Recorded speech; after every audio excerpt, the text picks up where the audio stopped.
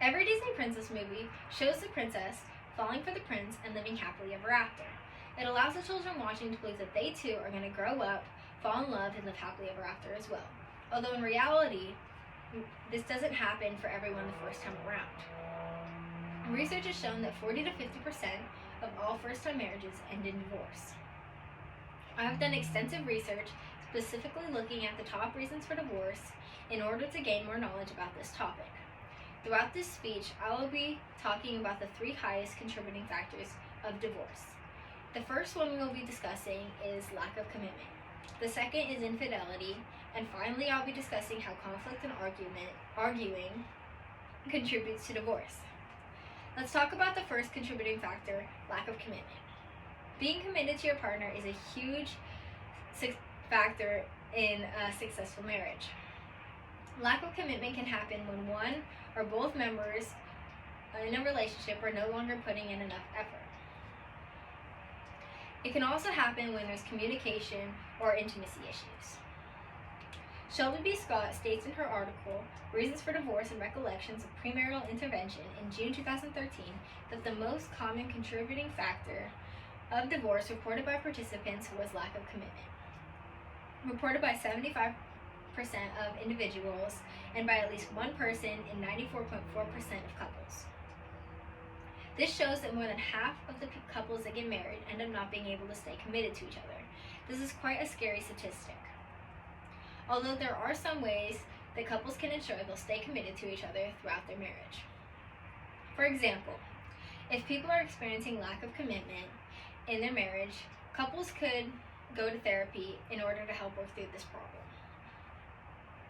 Furthermore, according to Alan Hawkins and Tamara Fackwell in their book, Should I Keep Trying to Work It Out?, which was published in October 2009, it states that when commitment seems to be fading, it can be helpful to remember the good times in the relationship and to talk about your dreams for the future together.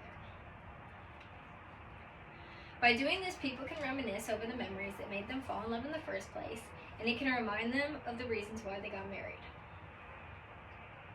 Most people don't want to get divorced anyways. They would prefer to save the marriage.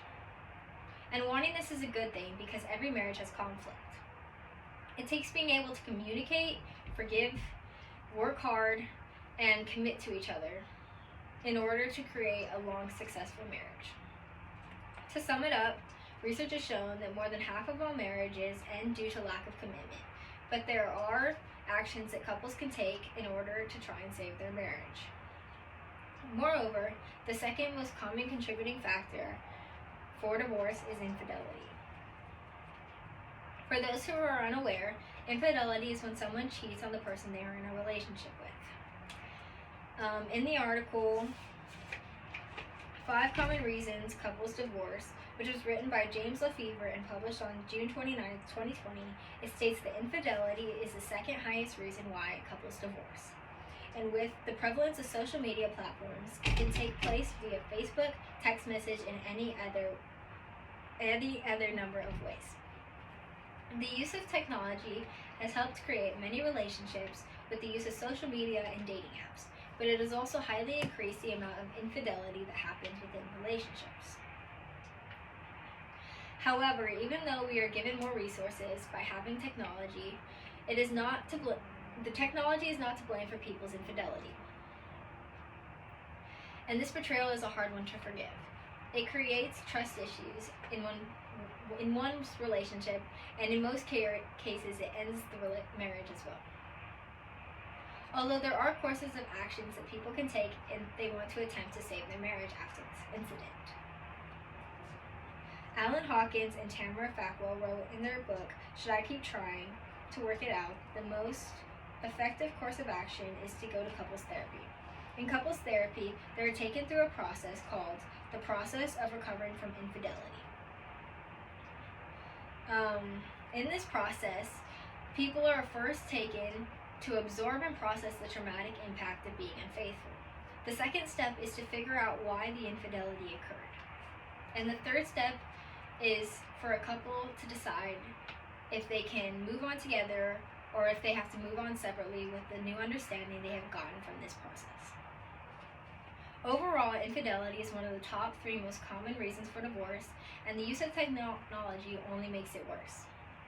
This betrayal causes trust issues and ends many marriages, but some choose to try to save their marriage with the help of couples counseling.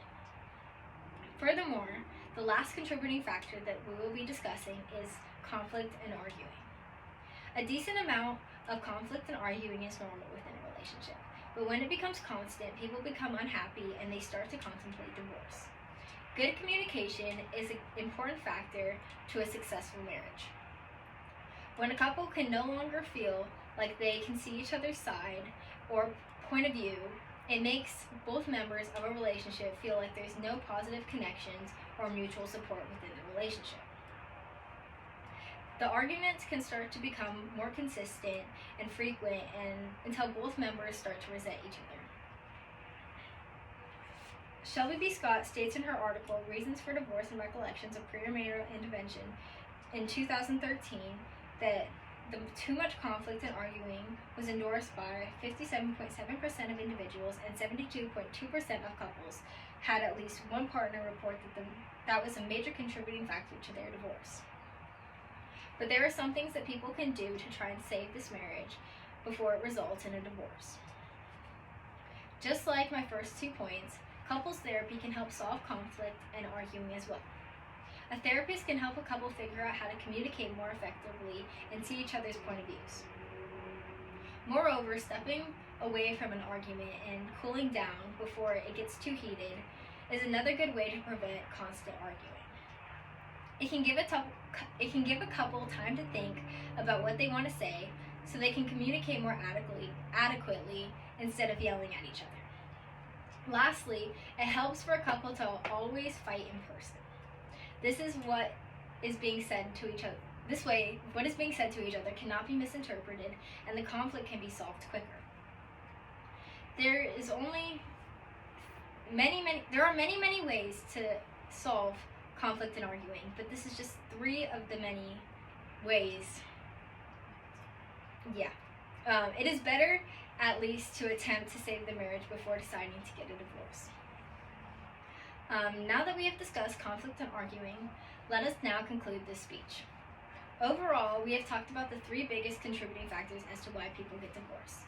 The first one we have discussed is lack of commitment. The second was infidelity, and finally we went over how conflict and arguing contributes to divorce. Lack of commitment is mainly caused from lack of effort. Infidelity happens when one or both people in a relationship are unfaithful, and conflict happens when a couple cannot see each other's point of views. Although, with the help of couples counseling and other effective methods, a couple can at least attempt to resolve their issues and save their marriage. In the end, some marriages are meant to last and some are not. But every marriage takes work. If you feel like it is worth fighting for, then fight for your marriage, because they're never easy.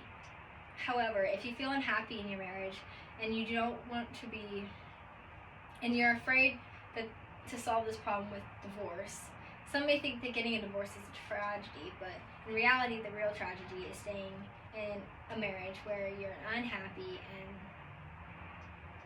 and it's a loveless marriage.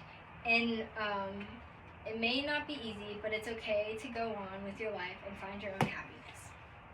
At the end of the day, ensuring that you're happy is a very important factor, and however you want to achieve this is your choice. Thank you for listening. Yay. I think I'm going to need to do that again. No.